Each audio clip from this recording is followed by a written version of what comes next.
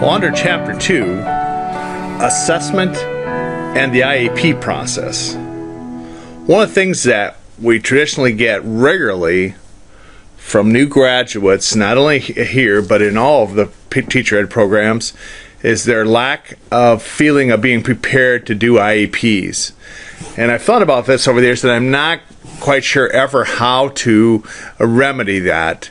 So this today is another and more in-depth look of this connection between the assessment and the IEP process.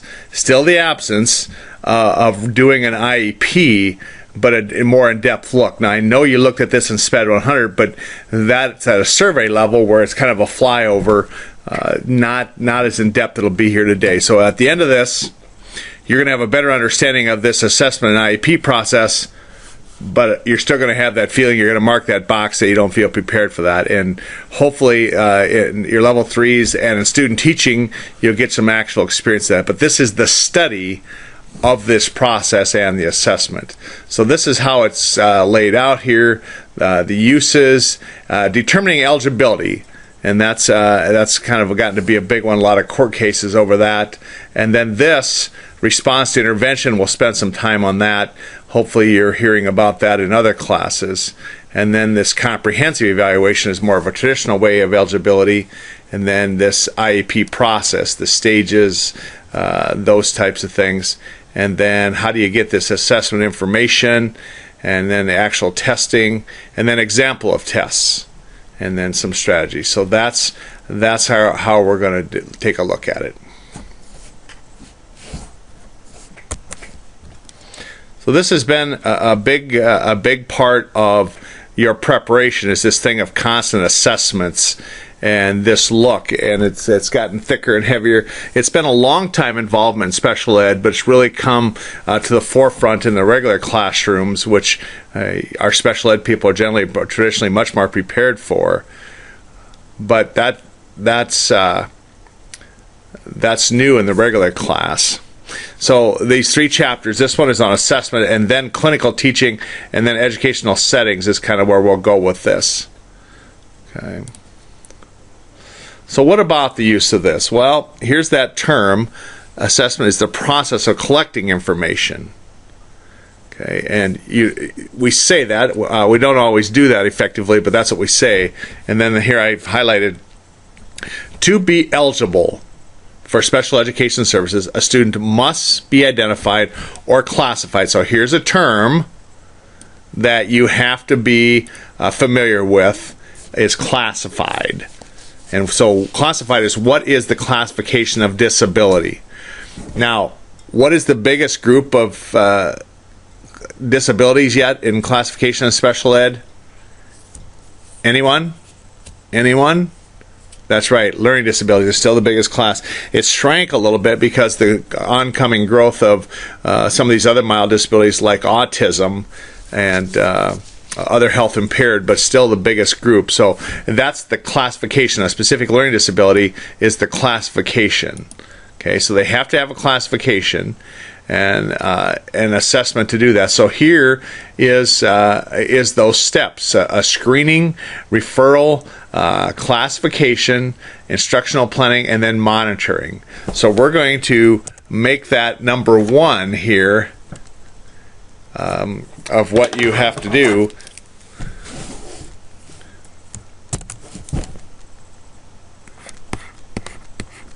Is a line about each of those 5, what they exactly mean.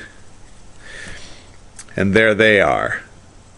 And then from here, can you answer this? The process of the student assessment can be broken into 5 parts. Which part refers to determining the prospective student's eligibility to receive disability-related services?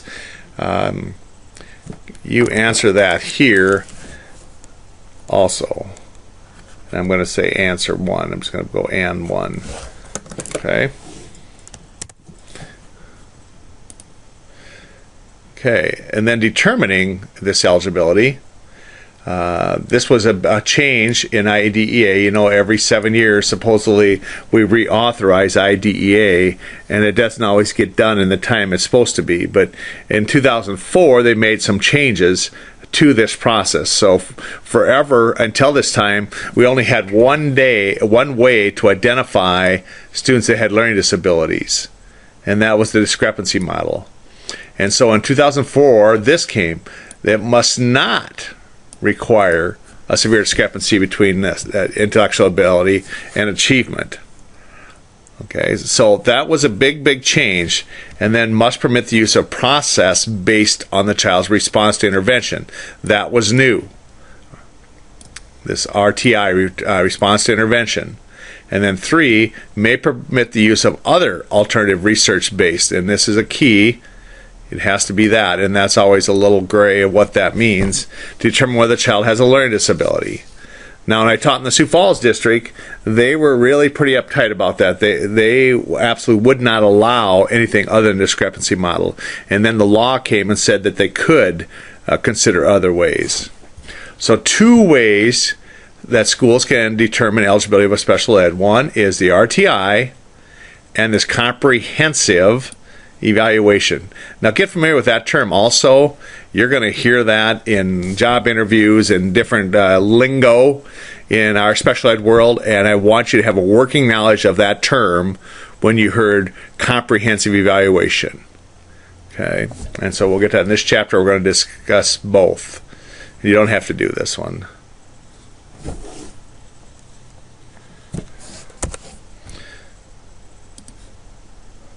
So what is this RTI, response to intervention? Have you heard of this? Is this a new term to you? Have you heard this in your other methods classes? It's a big rage here in the last 12 years, as you can see from 04. The thing that's interesting is not every state, not every district has adopted it. So it's really interesting that this model is accepted at the national level by CEC, and yet not every place has adopted it. To identify students who are having difficulties when the first occur. So that's the thing. It's early screening, early identification, early look at it. Here's the thing. It's not a special ed method. This is a regular ed method. That there's been facets of this used by special ed forever, but when you think of RTI, this is a regular ed. It's used with all students, not just special ed, not just with students that are struggling. It's a method, a process of keeping a constant eye on progress of our kids as they learn basic skills. Okay, so it's including students in the regular class, and all students who are considered at risk for school failure, students with suspected disabilities, students with second language issues, all the kids. It's a constant critical evaluation of progress. And the goal of RTI is prevent academic failure. Okay, let me come back here and show you the process of failure.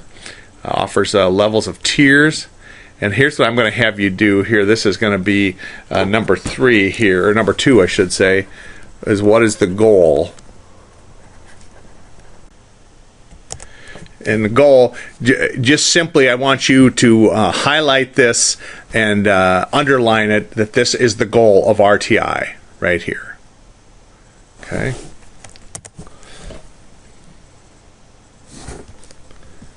Become a major force in reform. It collaborated by federal law, was a method of evaluation of students with learning disabilities. It's integrated into the laws and laws of all 50 states in various forms. So South Dakota used a form of this. And so one of the things that I would do if you're student teaching or something, ask at your school about the RTI model and its involvement with you. If you're not student teaching, it's a little bit more of a challenge, but hopefully your cooperating teacher can talk about this and what their school does for the assessments if there's not RTI.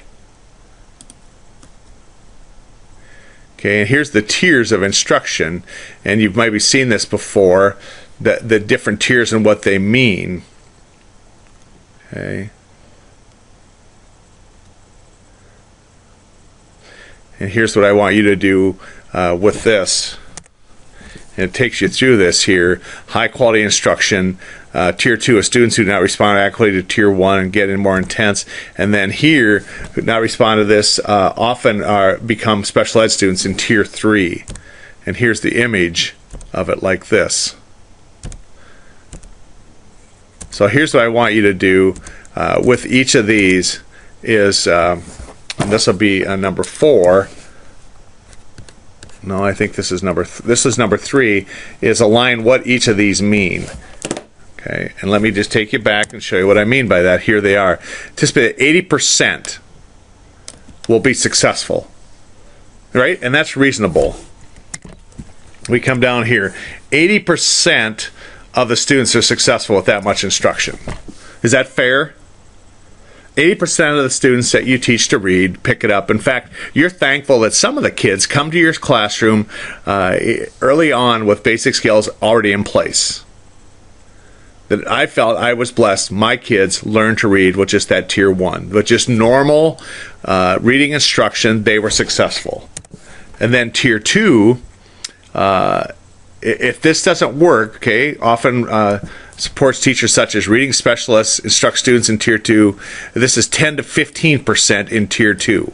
And so you offer a few, you offer some extra things like reading coaches, instructional coaches, reading specialists, those types of things. So that's 10 to 15. So 80 fit into this model, and then 10 to 15 here. So who does that leave? That leaves 5 to 10% of students down here. And they do not respond adequately to Tier 3, may be considered for a comprehensive evaluation. This is where often the referral comes for special ed is from this. Okay, so this is 10 to 15, and this is 5 to 10%, and this is generally 80% of students. Normal instruction, some additional support, more intense. That's what I want you to do up here. Just tell me those things. And again, that's regular education. This is not a special education process. Okay, and then this, students' growth is assessed through frequent progress monitoring. Okay, this is the kind of jargon that we throw around in our world, but here's what I want you to do for me here, and this will be number 4, is write me a nice sentence and turn it red that states that in regular terms that us regular folks can understand that. I mean, student growth in itself is a bizarre term to communicate to parents. It's okay for other professionals, but frequent progress monitoring does not communicate anything to a parent. I mean, that's like throwing up. So you write a nice sentence there that communicates to parents what that means.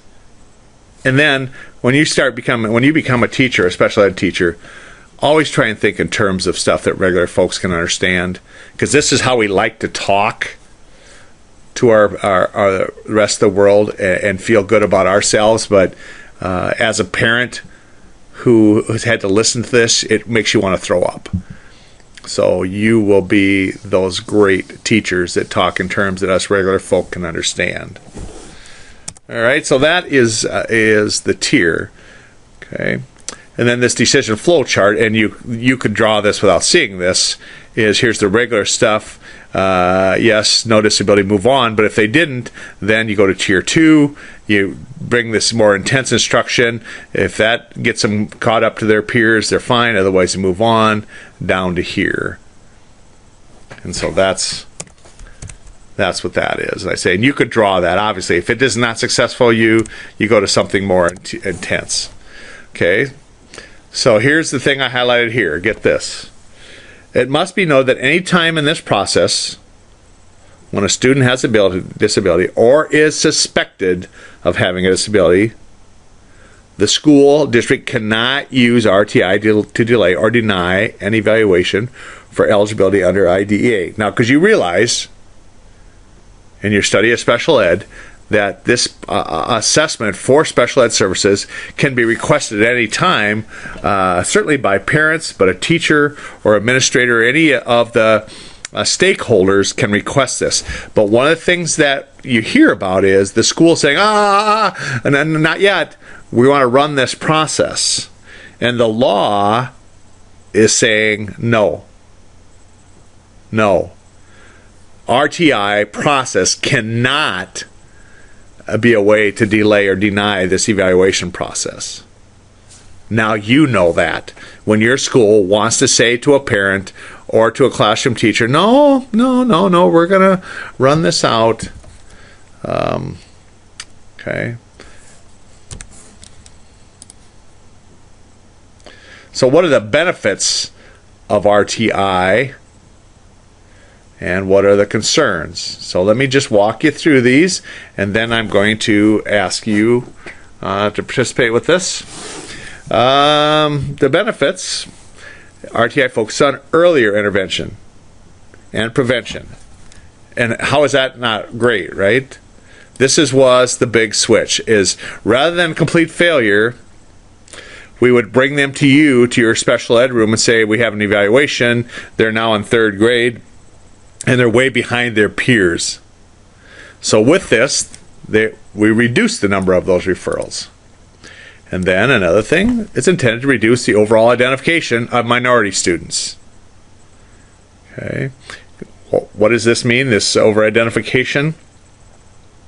Well, it's kind of a strange thing that, let me see if I can explain it like this. Over-identification is, let's say, for example, your student body in your school district, there's 1,000 kids in the school district, and of those, 10% are Spanish-speaking. Okay, 10%. So, of course, that would be, this is that public school math, 100 students in your school would be identified as Spanish students, Hispanic. So if you're not over-identifying students, your thought would be that your referrals, your IEP students, should not be more than 10% Hispanics. And you check the school report card where they declare this, and you find it to be 15%. Well, that conclusion would be that they're over-identified. Includes this. So you would not have over-identified that minority group. Sounds simple? It's not. Not simple. Because what do you do if you have an over-identified group that needs that service? So here's another one. Regular and responsibility of general education. It is.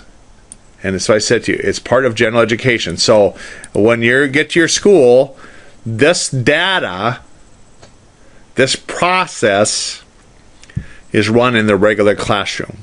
Now, if that's you, and many of you will be teaching in the regular classroom, if not at the beginning, at some point in your career, this will be you orchestrating and evaluating in this RTI model. So you have data to pass on to the general ed teacher or to the regular special ed teacher or anybody else.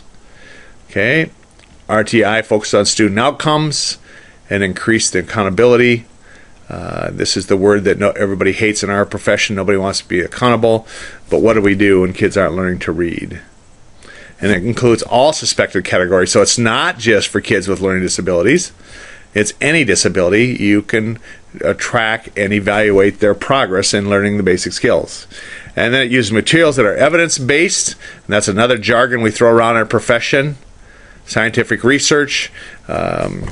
And why I say that with tongue-in-cheek is because now I'm a little suspicious of what that means, of evidence-based scientific research, because sometimes we like to massage that to get the results that we want.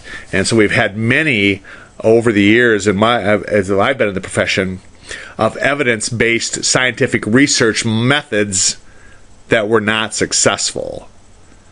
And so, but this is what we're saying, and this is the jargon you'll use, is it's evidence-based scientific research. Okay, and then art provides service to students without using categorical labels, and this is a big plus. And I've said this for 20 years in the profession. If the student needs additional support, why do we need a label to give it to them? If the student is falling behind, Why do we need to go through all this process? Give them what they need. Oh, well. And then the third is promote shared responsibility and collaboration, which is an ongoing struggle in our schools, is everybody working together. Because normally, traditionally, we like to push that. Now that's a special ed issue or that's a regular ed issue, and we don't see that.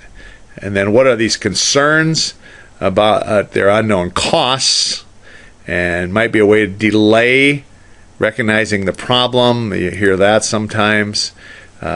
Questions arise about whether it's already adopted a wide scale, and that's what I think you're going to find when you start asking questions. People are going to look at you like, what? RTI, what? And say, will the concept of learning disabilities be lost with RTI?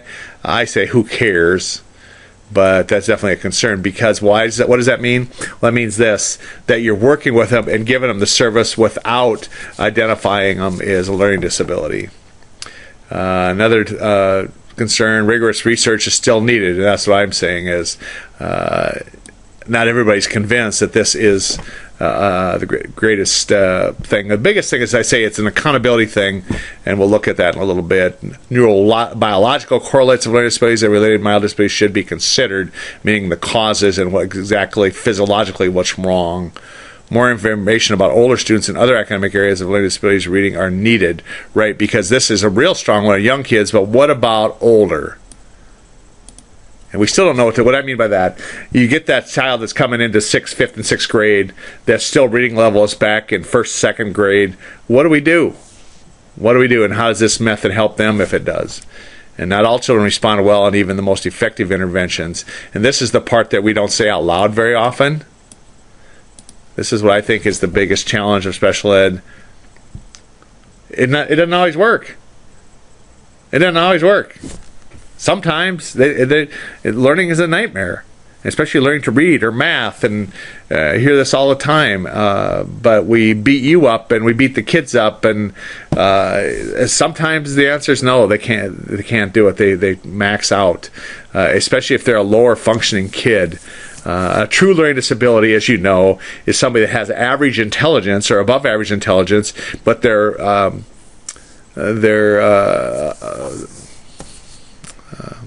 achievement is behind. But what about the kid that has lower intelligence? What about the kid that has a low average intelligence?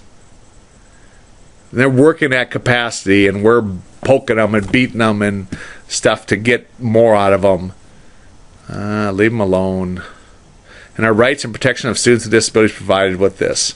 And this is a special ed concern, and why that's interesting, because we said this is not a special ed thing. So on this will be I can't remember. This is number 5. And paraphrase these each. Don't write those all out word for word. Okay.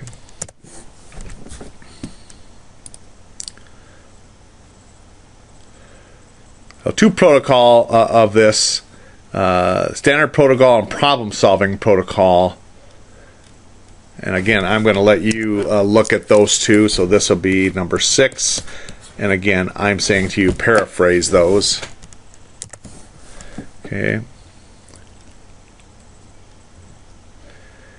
I want to spend just a second here with Lucy, 6-year-old in the 1st grade of the Pine School. The Pine School is using response to intervention procedure with students.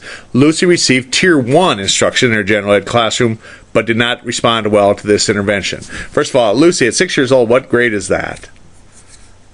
That's approximately 1st grade. You can't always tell, depending on when their birthdays were, but generally that's about 1st grade. I think my kids were 6 in 1st grade. Her general education 1st grade teacher said that Lucy had difficulty recognizing sounds, did poorly with beginning reading lessons. Progress monitoring also showed that Lucy was not learning through the Tier 1 intervention. Lucy is now in Tier 2, which provides more intense instruction and is taught in the reading specialist in Pine School. Lucy responded positively to Tier 2 instruction and is not being considered for special ed. How did RTI procedure indicate that Lucy does not have a disability? Well, the thing is she responded to the more intense. But the thing that made the strength of this is that she had data. that she wrote down. She made charts, said, here's the sound she don't know, here's what the other kids know, here's what she doesn't know. And that's the whole idea of the process.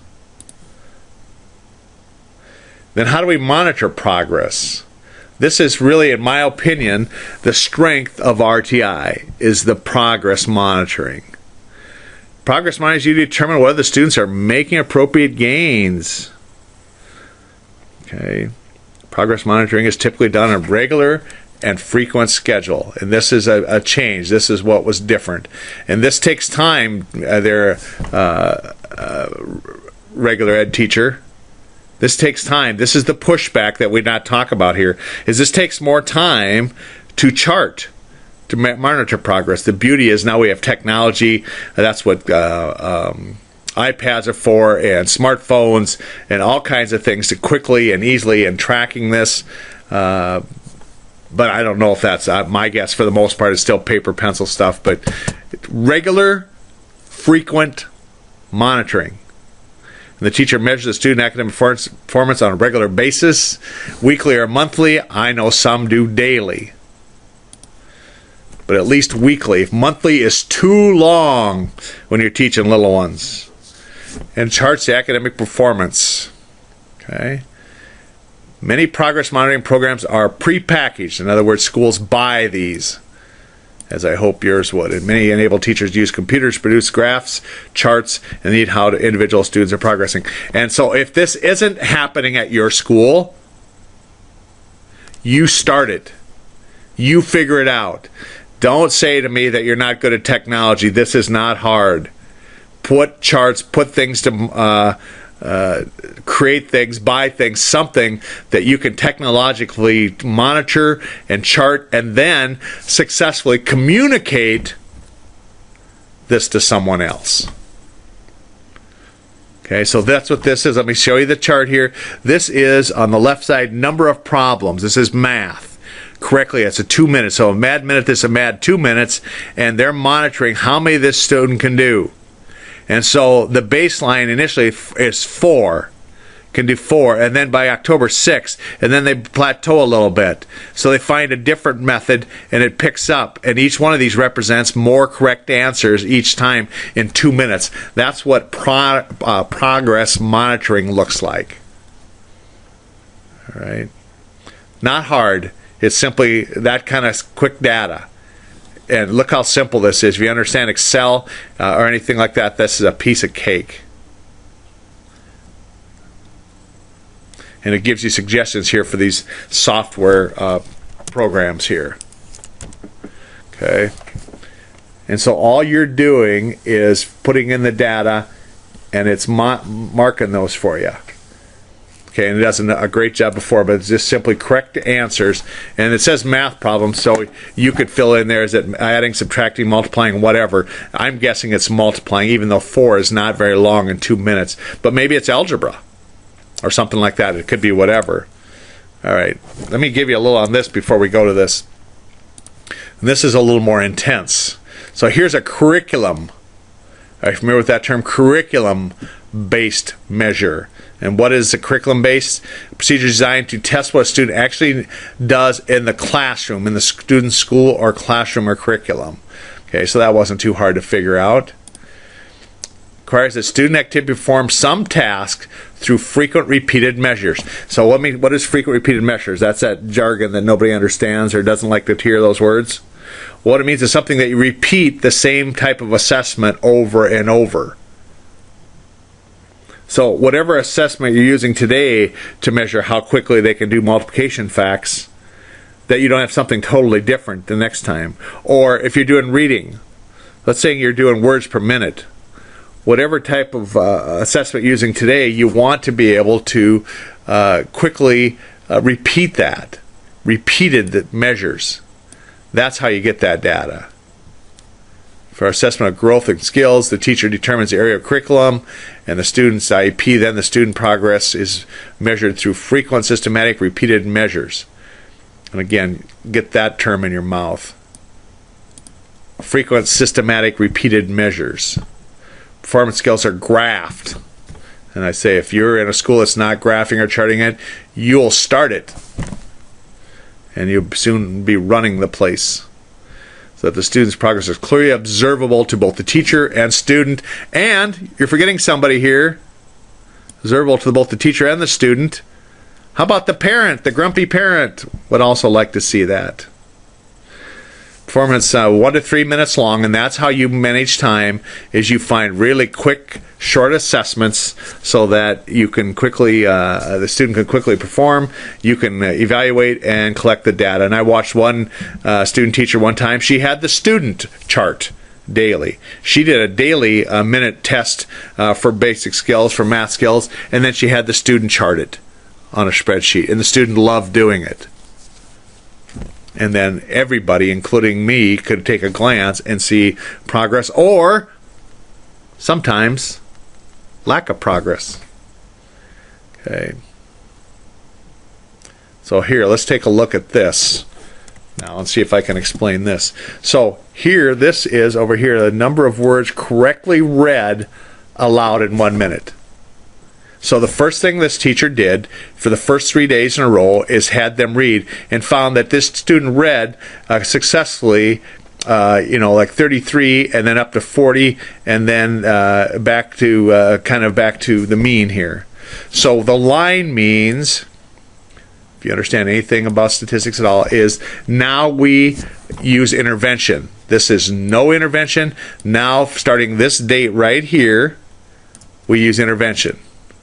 So what happens? The next assessment we do on this week, they're at 30. So it's actually went down a little bit. But the next week, it's back up here. And then the third week, it's here. And then the fourth week, it jumps up here. And here's the fifth week, and sixth, and seventh, and eighth, and ninth. And so you're looking for a trend. And look how it's trending up. The words per minute. So what is the red line? The red line was the IEP goal. The red line was, over this period of time of 14 weeks, we would like to go from 33 words per minute up to 70 words per minute. Did we reach that goal? Did we reach that goal? This is going to be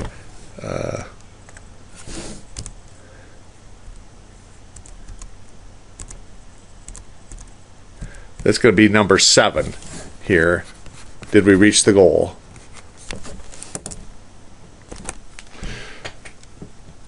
So we looked at RTI.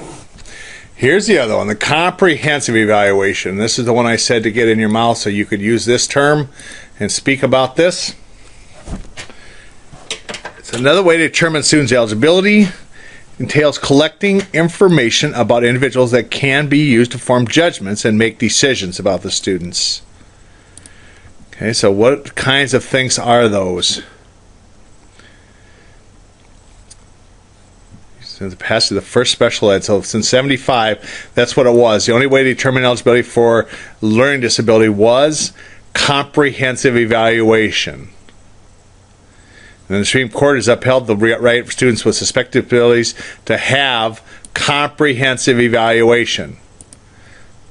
In the court case of Forest Grove School District versus TA, Supreme Court says student has a right to a timely and appropriate evaluation to make decisions about eligibility. So why would that be necessary? Why would that be necessary for this to go to court? Well, one of the things that have happened over the years is the district puts the family off about making a quick determination, saying, we're going to work with them. We're going to work with them. This isn't necessary. Why would they do that? Well, here's the outcome of this case. Supreme Court determined that the parent should have received reimbursement for the tuition to a private school, in part because the school district did not provide this. That's why this mattered. Okay. So, traditional assess process has been used for 35 years. Students' achievement, what they've actually learned, is compared to what the intellectual ability. So here's achievement versus their intellectual ability. And we'll look at a second how you get there. But this is, when I was doing special ed, this was the only way to make that determination, to give classification for learning disability, was comprehensive evaluation. Okay, it can be used in other disciplines. Okay. So information for a comprehensive evaluation, well, observational data, educational relevant medical findings, data to exclude visual in this. What does that mean? Well, obviously you get a vision screening, a hearing screening, a motor screening. You know, motor meaning, do they have the fine motor skills to write and those things. Here's one. Okay, now we would arrest you if you use that word. You are put in jail or something, or fined if you use mental retardation. Now it's intellectual disability.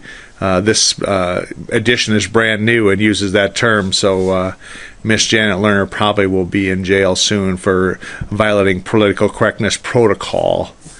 Emotional disturbance, cultural factors, environmental, economic disadvantage. This is always a very hilarious. I've laughed at this one for 30 years. How the heck do you prove that that is a factor or not? But yet you have to mark a box that says that this isn't a factor. And I've never figured out, nor has anybody ever to tell me how to mark that box other than it's not. And then, of course, limited English proficiency. So you have to eliminate these things before you can make the positive classification of learning disability.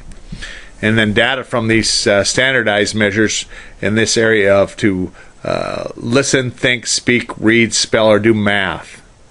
And the students, summary of the students' strengths and weaknesses and the basis determine this, recommendations, and here this is, if you're using that. But you're going to see some districts not doing this at all. And then a comprehension of students' intellectual ability, potential for learning. So what is this? What is this? This is the IQ test. And then here, students with suspected mild or moderate comprehension provides evaluation data that they can use. So what is this discrepancy model that I speak of? It's a simply comparison of what their ability is, what they're currently able to do, compared to their IQ, what they should be able to do. And that difference is known as discrepancy. It means the student's achievement, what the student actually learned, is compared to their intellectual ability. Student intellectual ability is often measured with IQ test, an IQ score. They've been under severe criticism. Okay. Cognitive tests or intellectual ability provide much of the same. Okay, discrepancy score is a math calculation. Okay, so that'd be a test question. What is discrepancy score? It's a math calculation. So here's what South Dakota says. If you use the discrepancy model in South Dakota, I flip over to their page here, and here's what it looks like. Here is a chart.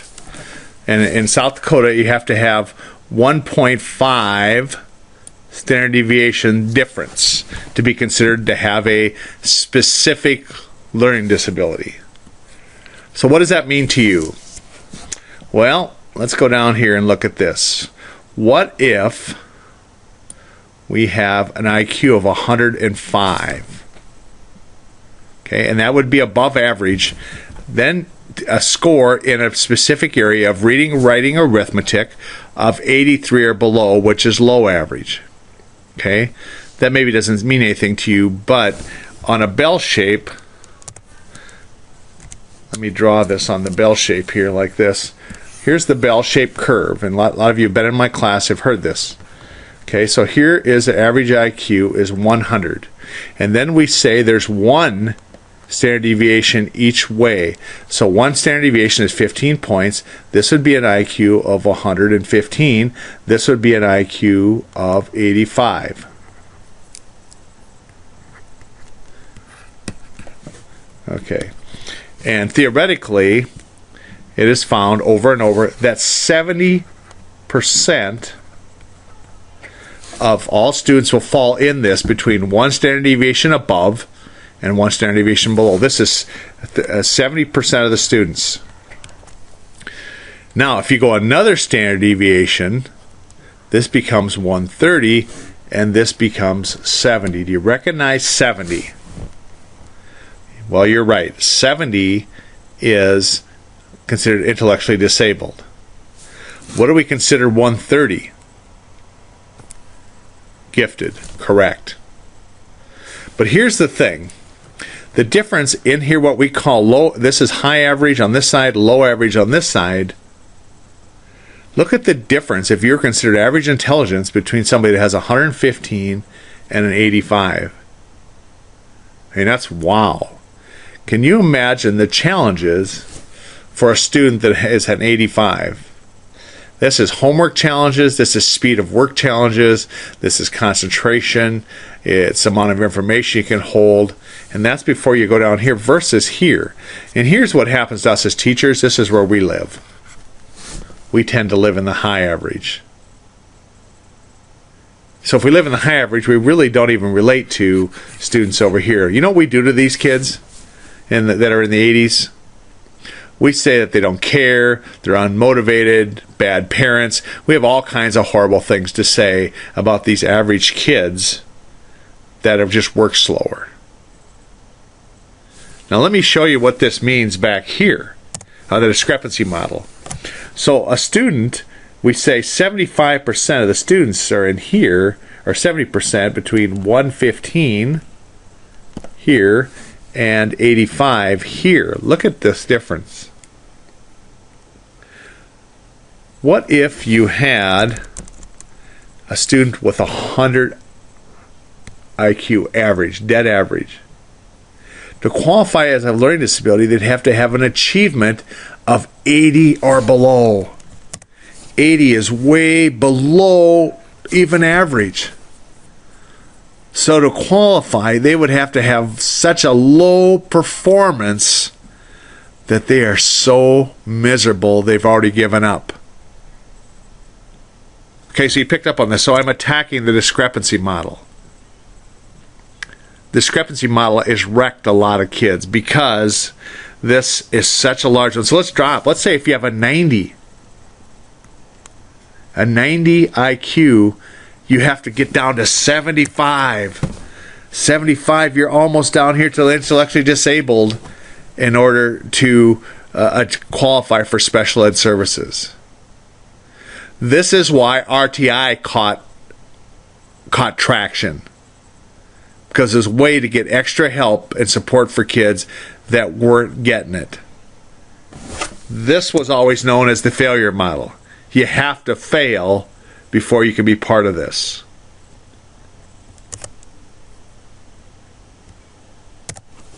The discrepancy model. It's a mathematical calculation. Okay, so what are the concerns about the discrepancy model? Okay. Well, quantitative, and here's a throw-up word, quantitative and qualitative information should be combined. That's a throw-up word. Like, what the heck does that have to do with anything? And they're saying a combination. And then using an IQ for measuring an individual's potential may not be useful. And then you'll do something. Children who are poor achievers have often similar learning characteristics, whether they have high IQs or low. And discrepancy formulas vary from state to state. Not every state has the 1.5 model. When I was first in special ed in South Dakota, it was 1 standard deviation. So on my drawing here, instead of 85, it was 90. It was much better. So what they did is by moving at 1.5, it made it even harder to qualify for special ed. Why would they do that? Why would the state of South Dakota do that? Anyone? Anyone? Well, here's why. Because they thought the Sioux Falls School District was over-identifying students and had too many in the special ed services. So to make Sioux Falls reduce the number of students that got special ed services under learning disability, they changed it from 1 standard deviation to 1.5 and pushed about a third of all kids on IEPs out over a 3-year span. That's why. Yeah, you can tell people. I used to say don't tell people I told you that. Now you can because I don't care anymore. Okay, so that's that. So what I'm going to ask you to do right here, oh, these are the different types of datas. I brought all those in. Is I want you to bring these concerns, and again, paraphrase them, what those concerns are.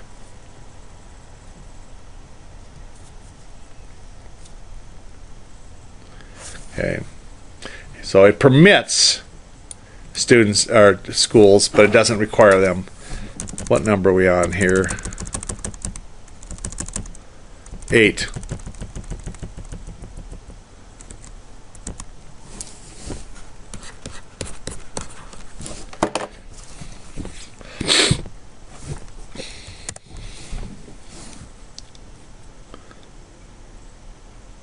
Okay, can I read this to you? Student story 2, Ozzy. Ozzy was, the discrepancy model was used for Ozzy. Ozzy's 8 years old. Remember before we looked at 6, this is 8.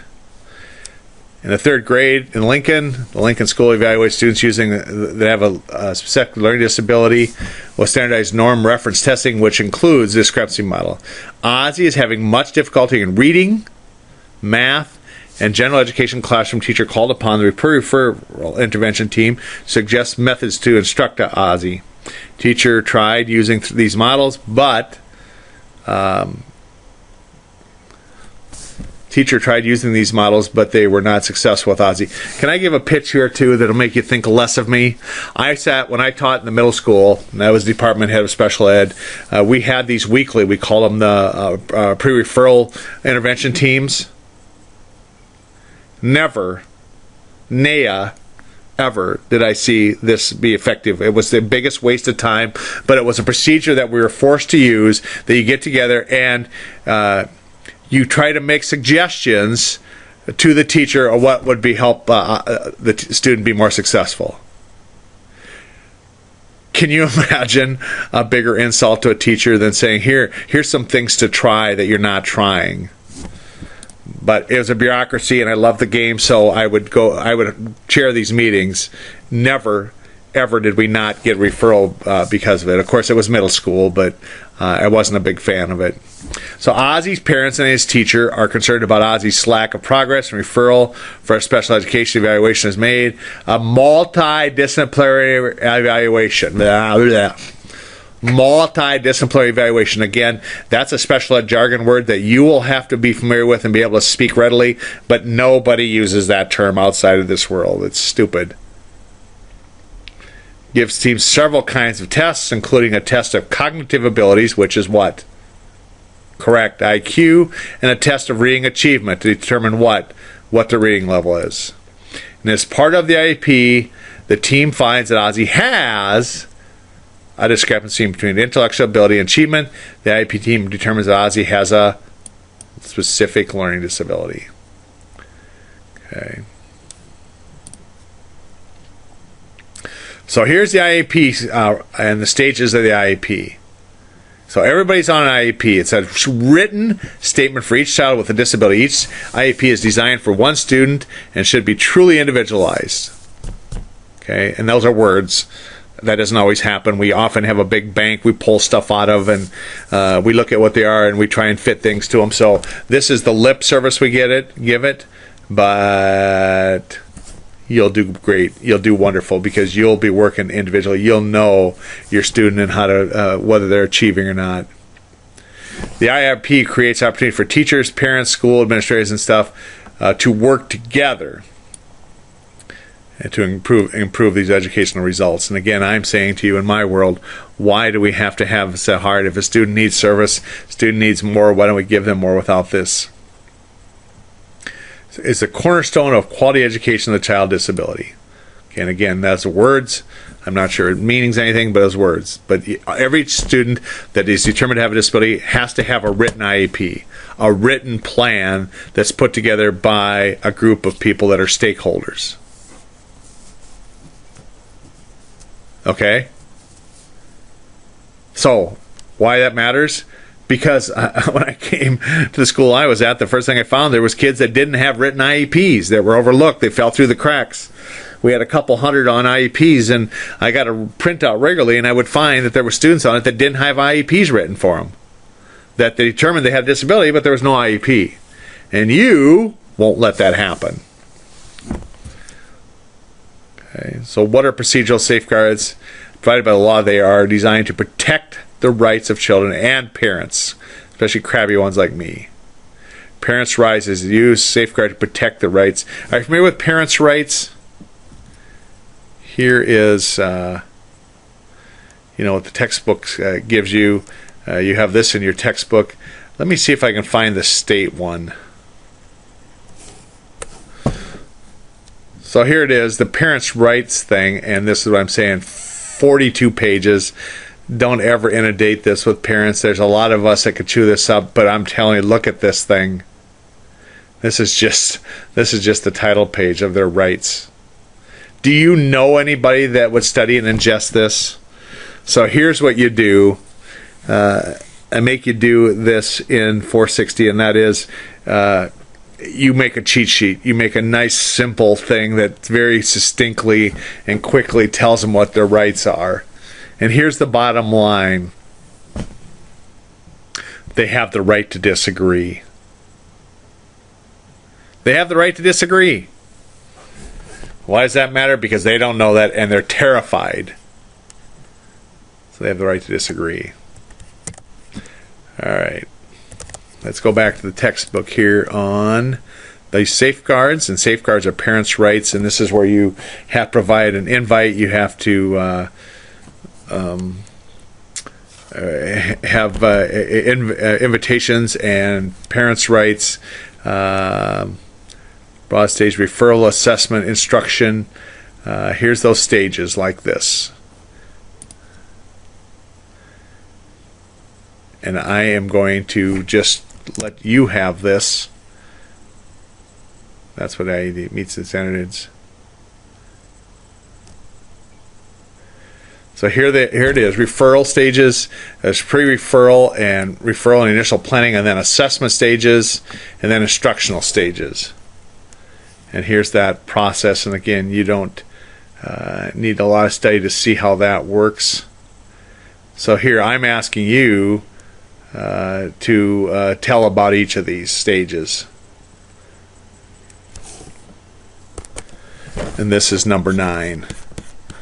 And again, I would say ask you not to bring it all in, just paraphrase so that you have a sound understanding of these steps. They're a little bit spread out in the book. You might have a little more running around to find them. And then turn them red quickly for me so I can see them. And then the next thing I'm going to ask you to do, this is number 10. These are the people that are involved. And here is what do each of these bring. Okay, let me explain LEA, and I want you to explain this here, this local education agency. This is jargon that we use in this profession, and that is it is whatever school agency is responsible. Why does that matter? If you're in the Sioux Falls school, obviously it's the Sioux Falls Public Schools, but a lot of our smaller communities, there's an outside agency that's responsible for the special education, known as area services or co-ops or something like that. They would be considered your LEA. Okay, and so I want you to explain that and say why they would be part of this.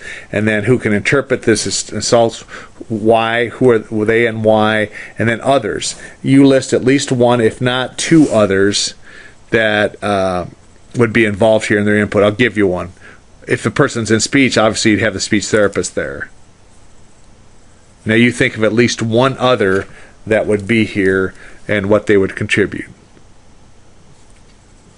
Okay.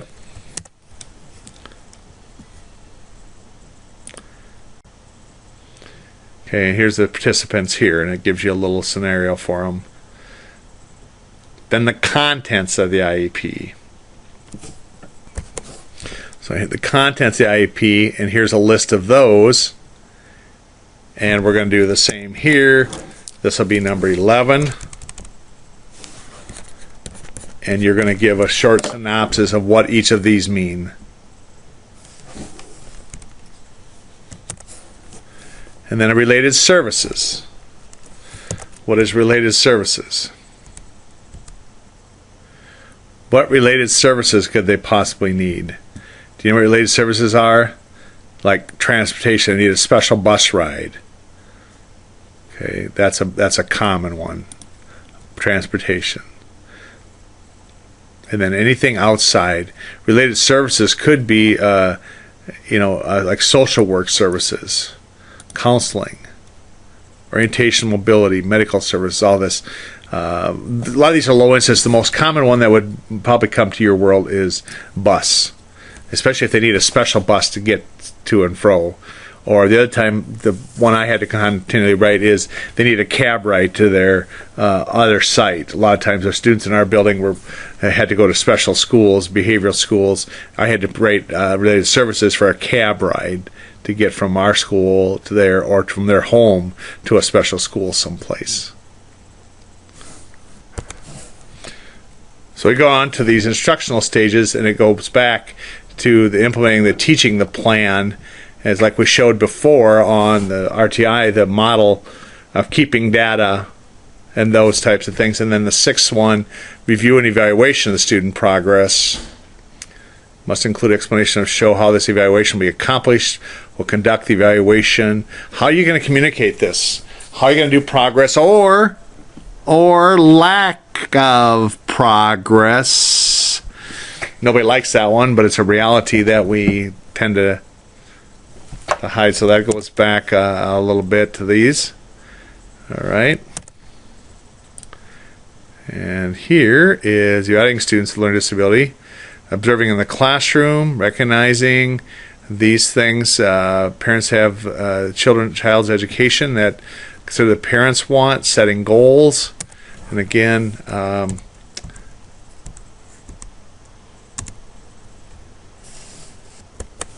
this would be number 12 here. And again, paraphrase, develop an understanding of these so that you can talk effectively about them. All right. I want to hit this quick here too, this MOO that they think is quite effective. Measurable, observable objectives. And this is interesting here, like, remember, you know what PLAF is? Please include this in your descriptions, but it's this.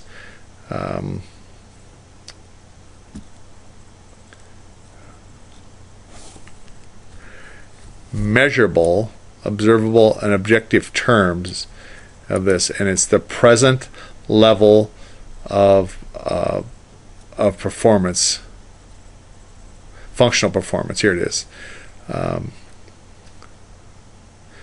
Present levels of academic achievement and functional performance. And I can tell you now, when you get a chance to be in the world, that's too long. Nobody talks like that. Come up with something simpler. But if Erica is currently can execute please, execute a one-step direction with no more than 5 words given by an adult 3 out of 5 times. Okay, that's a mouthful. So your goal would be, given a one-step direction, no more than 7 words. How about this PLAF? JMAR can currently read and comprehend at the 2nd grade level. So JMAR's goal would be read 3 or more paragraph passages and answer 3 questions at the 3rd grade level at 70% accuracy. So here's the PLAF, and here's the thing. How about Raphael currently knows his 2's and multiplication facts. He can do 5 one-digit problems involving 2 facts at 95% accuracy. So that's what goals look like. Once the goal is completed, then specialized instruction required to meet those goals can be planned. In developing these statements and goals, remember that it's critical that a stranger can be able to do that. So that's a big thing, and that's why I'm making fun of how they're written is nobody would understand that. They haven't done that. I mean, the word execute is not a term that strangers would get, but that's the jargon, so learn it. And then these educational settings and services are where we can provide this. And then monitoring progress, just like RTI. What's that look like? Special factors in the IEP, behavior, if they're ELL, again, so I'm going to ask you to I'm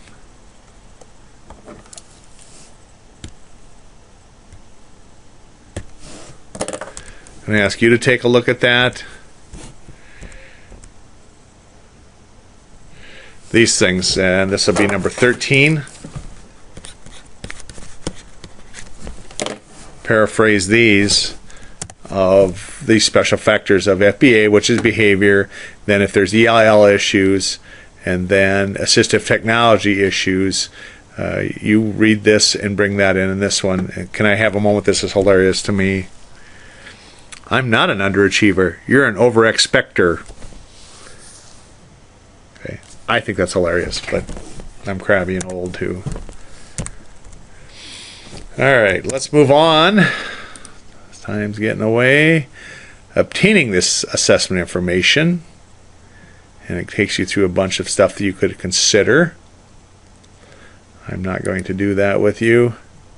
And case history, what are these things? And again, what I've done is put these in here. And you are going to get to add these. Number 14. What are each of these, and some familiarity with it. Again, paraphrase these just so that you know them. And this will be number 15. A synopsis for those comes from right here.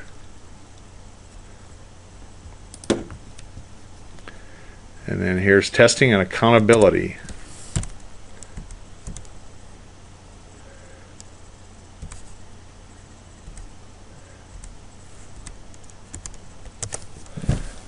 Okay. Here's that word that drives everybody crazy, except you, because you have been brought up with this and you'll know this world. Must develop statewide assessments. Is that a surprise? You know about this. Every state has to have a system of a state test. It's aligned to state standards. Common Core standards have been adopted in most states, now repealed in a lot of states. And the state must administer statewide assessments to measure the progress on those Common Core standards. Many states have now adopted the Common Core standards. Statewide testing has been this, and you know this. But what does that mean to you here? How do you include these students with disabilities? 90% of this falls on you, their special ed teacher. And so you provide the participation of children with disabilities in general and statewide districts with appropriate accommodations. So whatever they get on their IEP for other things, they get for the state test. Provide the conducting alternative assessments who cannot participate. So if they can't participate because their skills don't allow it, you have to have an alternative and make available to report to the public the results of this. Did you know that? A lot of times we don't ever look that up, but you have to report to the public the results of these, not only for the just the other kids, but every group in your school has to be you have to report it. Not specific students, groups.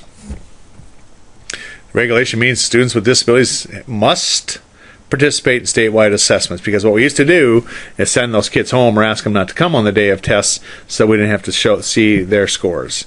And that's what No Child Left Behind was, that people set their hair on fire screaming about, because now we had accountability for these forgotten groups that were left behind. Okay. So here's some accommodations for testing. I'm going to give you this also. This is number 16. And here's the different testing.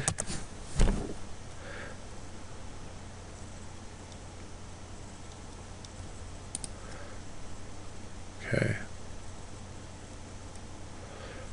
Here, this is about alternative assessments. Example of testing. And I want you to give examples of each of these.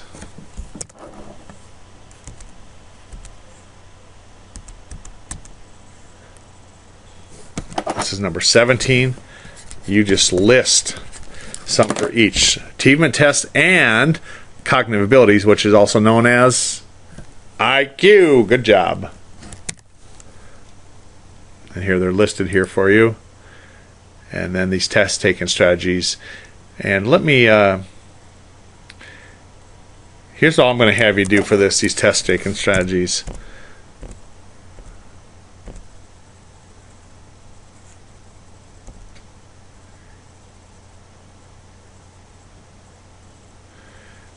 All I'm going to have you do on this one here is this. You pick out what you think is the most important one.